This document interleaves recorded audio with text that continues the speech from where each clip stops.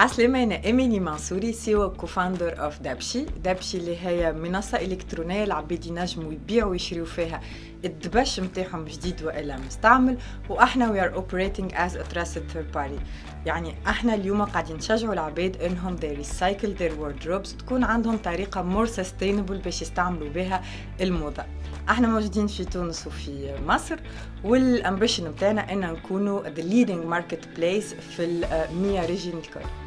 انا شاركت في سيليكت يو اس اي 2022، كنت من العباد اللي شاركوا في اول تونيجن ديليجيشن مشيت لليفانت هذا. تشوف قداش كبير العباد اللي موجودين فيه، نتصور اكثر حاجه قعدت في مخاخنا الناس كل قداش it was interesting باش تشوف عباد ياسر مهمين من العالم الكل، investors، ستارت اب، ناس فريمون مهمين على الاخر. انا من الستارت ابس اللي I get the chance باش نعمل بيتش متاعي قدام investors. خديت برشا فيدباك من عند برشا investors، اما زاده we secured an investment من عند US based VC fund. كانت عنا فرصه انه يكون عنا investor جديد بعد الايفنت.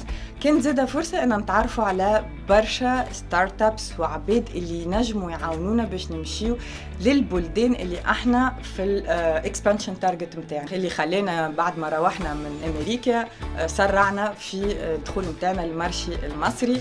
تعرفت على برشا عباد اللي نجموا يعاونوني في الدخول وعاونوني برشا باش نفهم اكثر واكثر المارشي من الباك جراوند متاعهم والفيدباك متاعهم. نصيحتي للعباد اللي يحبوا يبداو ان entrepreneurship journey انهم بالحق يبداو somewhere.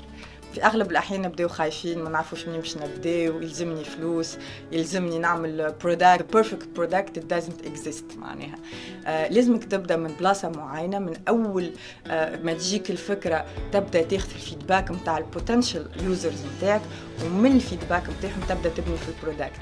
اليوم احنا بعد رقه من عام تمشي ما يشبه الجمله اللي انا تخيلته من اول نهار، قعدنا نبنيو فيه بشويه بشويه بالفيدباك نتاع اليوزرز نتاعنا. فتحط في مخك اللي انت البرودكت نتاعك ولا السيرفيس نتاعك راهو مش مجعول ليك انت، راهو مجعول لليوزر نتاعك، لازمك تسمعه تاخذ الفيدباك نتاعو. الحاجه الاخرى العباد اللي بدات واليوم ترى في روحها مره الفوق مره اللوطه، نحب نقول لكم اللي راهو ماهوش سباق شكون باش يوصل الاول، راهو ماراثون، شكون اللي باش يشد اكثر للاخر. good luck.